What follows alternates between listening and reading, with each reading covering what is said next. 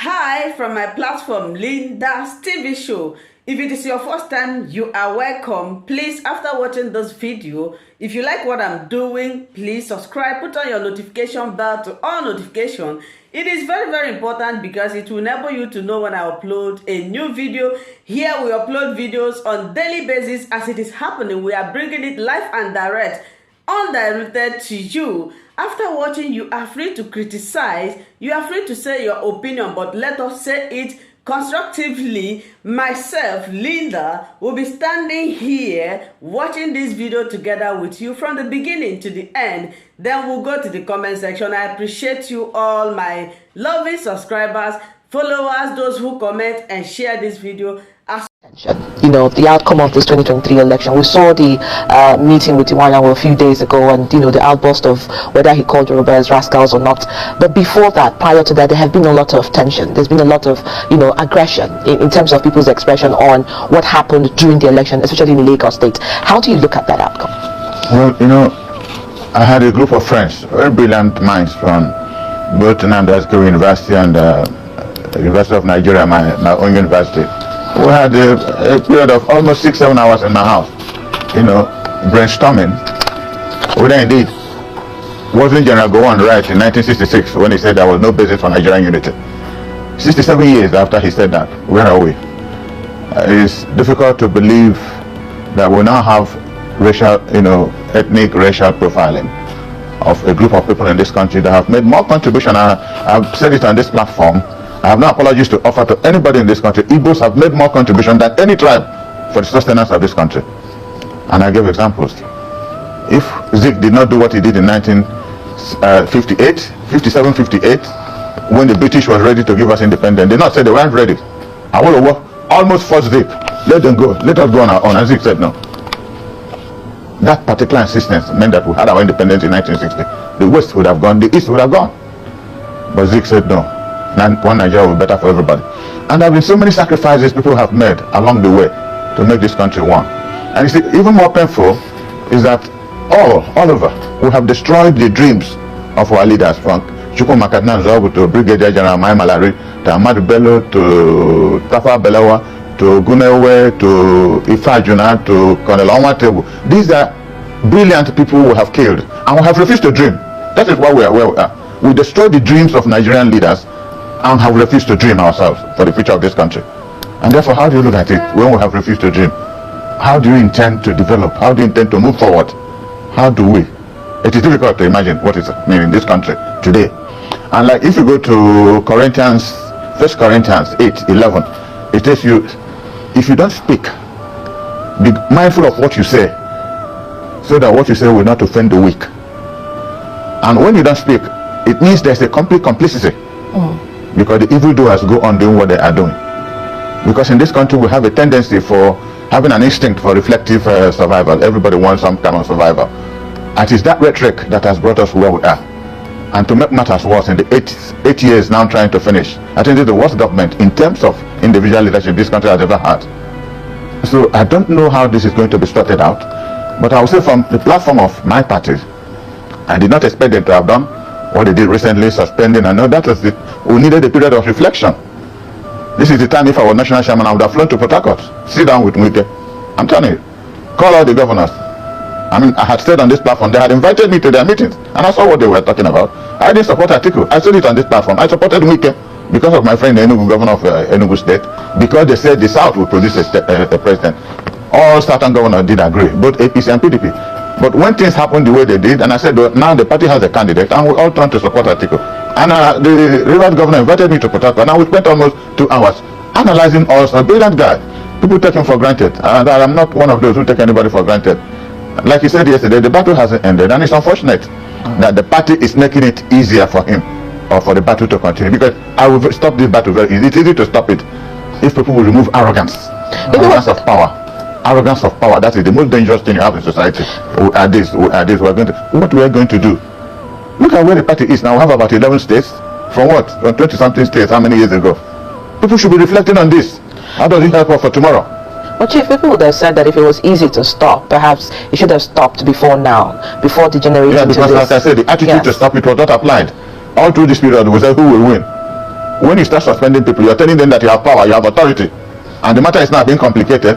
You have to go to appeal court to remove what was done at the High Court in Benue, and from there you go to Supreme Court. That's all in PDP. We don't need that.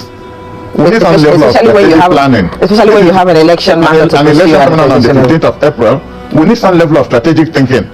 No strategic powering. Who is stronger than this? Who is more distant than this? I don't like that stuff, because where we are is not comfortable. It's absolutely not comfortable. All right, so let's go back to the ethnic profiling, which this election seemed to have thrown up, and even though we saw the attackers in Lagos, for instance, and in some other parts of the country as people who are on the streets, who are called political thugs, but then they said it is the hand of Esau that is being seen, or is it the hand of Esau and the body of Jacob, or whichever one it goes? Because people are thinking that it is the political class, really, politicians, who are fanning the embers of this ethnicity, telling people, okay, if you go there, look at this person, you look at the face and the shape of the person, and then you're able to say where the person is from, and then you stop the person from voting. So what do we do about the political class, which seem to be fanning the embers of ethnicity in the country at the moment? I will answer by simply making a phraseology. Nigerian politicians are involved in what I call toxic stash and burn politics, and it's very dangerous to stash and then at the same time burn. That's why I made a reference of having a reflective instinct towards self-preservation. And when you want to self-preserve, you can kill. You don't have any other resort than to self-preserve, and that's what is going on in this country. On this platform some 2-3 years ago, I mentioned something, that we are gradually moving into Afghanistan. I think we are worse than Afghanistan today. All your stations, all television stations, newspapers, there's no day you don't run 300-400 people killed. It's not a duty to hear that Nigerians are dying on a daily basis, pregnant women, children, all manner of persons dying, and nobody appears to be concerned. But I want to say something following the question you asked. It is that today, about 4 or 5 years ago, a group of Northerners had the temerity of purpose under this government to ask Igbos to leave the North, gave us a date to leave the North. This government, as I speak up to today, did not make any statement about it. In 2015, Igbos in Lagos voted for a Yoruba man, but not the liking of the Oba of Lagos, and the Oba of Lagos had the temerity of purpose to say the Igbos will drown in the lagoon of Lagos. I'm Oba in the Federal Republic of Nigeria. As I speak, neither the Lagos State government nor the Federal Government of Nigeria had made any comment about it. And when I see the DSS talking about hate, warning people a few days ago about hate speech and hate that, and you wonder where they have been all these years. It is reflective, because I come from a political family, and I say it without apologies. Igbos have made more contribution than any tribe in this country, and I say it with 1 or 2 references. In 1937, I have said this on this platform, Ahmadu Bello ran for the Sultan of Sokoto, and he failed. His brothers organized and sent him to Guzo High Court, Magistrate Court, to be jailed for tax evasion. In 1937, my father was just about 3 or 4 years in the North then trading. It was the best friend of Ahmadu Bello, who was an Easterner, somebody from Anambra State, Chifokonkwo, now late, who organized Igbos, including my father. 8 of them contributed £2 in 1937. My father of Konkwo Kano went to Lagos to hire H.O. Davis, and then some others went to Onisha to get one Onisha lawyer who had just come back, and they came to Guzo to free Ahmadu Bello. But you see how the the Northerners or the Fulanis work. Soon after that, they made him the Sultan of Sokoto and pushed him into politics. The latest history. No Northerner did that. That was the beginning of the NCNC-NPC alliance that later, after the Civil War, you heard of the NPP-NPN alliance. Ahmadu Bello never forgot that. Never forgot that. So what I'm saying is that Igbos built a secondary school early 50s in Kano. More than 60% of people going to school there were Northerners. This is love of country. Somebody who comes to your place to develop that place, live with you, marry your daughter, name his children on your language. You won't say that person hates you. But come to the whole of Eastern region today. As I speak today, you do not have any responsible, and I underline the word responsible, Yoruba man living in the East. Not one. If you see one, you'll be somebody, he's a teller. You won't know when he comes and when he goes. You will not see a responsible Northerner living in the whole of Eastern region. You will see a few that are selling below the change. You will know when they come, you will know when they go. But when an Igbo man identifies with a community, he will buy land, he will build, he will develop, he will marry. What other commitment do they want us to give them in this country to show one Nigeria? What other commitment? And then when we want to exercise our franchise, it becomes a crime for you to vote, not even for a non-Yoruba, but of a Yoruba that is not of their own approval. So what I'm saying is that maybe after all, the one was right that there was no basis for Nigerian unity. That is where they are pushing up. Okay. They don't understand where they are going to. Now, this government said that after all the appeals for them to release Nnamdi Kanu, the President of the Federal Republic of Nigeria told the SZF delegation that it's now a matter of, it's a judicial process. The Nigerian judiciary has made a pronouncement, appeal court for that matter. And this government is still holding Nnamdi Kanu. And I want to ask all progressive Nigerians, that we are the tipping point. Let them not push our people to the wall.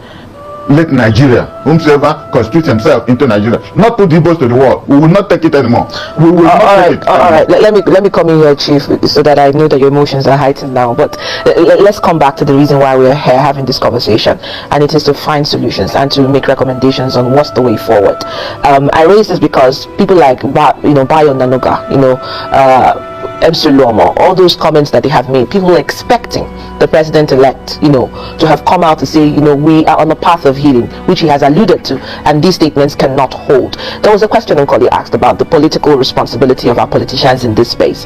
What can be done in terms of bridging this gap? Because whether we like it or not, we're still Nigeria, and the effects of this outcomes resonates more with the young Nigerians, the youths that are out there, and they never experienced the civil war. A lot of people would always allude to.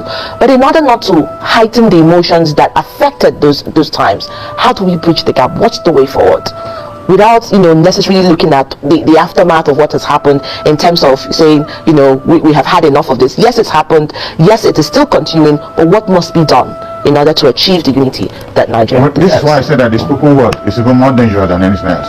Igbos have a saying that it's the spoken words that is the mind that you do not see. Because if you have everything in your mind, nobody knows what is in your mind, nobody knows what you're planning. But once you make a comment, comments have been made in this country, like Shetima said that Peter Obi will be an Igbo president. I didn't support Peter Obi, but he dare not make that kind of statement. Peter had every right to run for office. I said why his running would be, prejudicial to PDP, and it was prejudicial to PDP and to himself too. But nobody dared ask his authority, his privilege to want to run for any office in this country, because we had thought that this country belongs to all of us. So that spoken word shows that there are people who they believe are Nigerians, others are not Nigerians. Thank you so much, my wonderful viewers, for watching this video together with me from the beginning to the end. Like I said before, if you like what you see here, if you like what I do in this platform, as you have finished watching this video, please hit that red button that says subscribe and put on your notification bell to all notification. In that way, you'll be able to know when I upload a new video. Share my videos, leave your comments in the comment section constructively. Until I meet your way again in my next video, I still remain your LYNDA'S TV show. Bye-bye.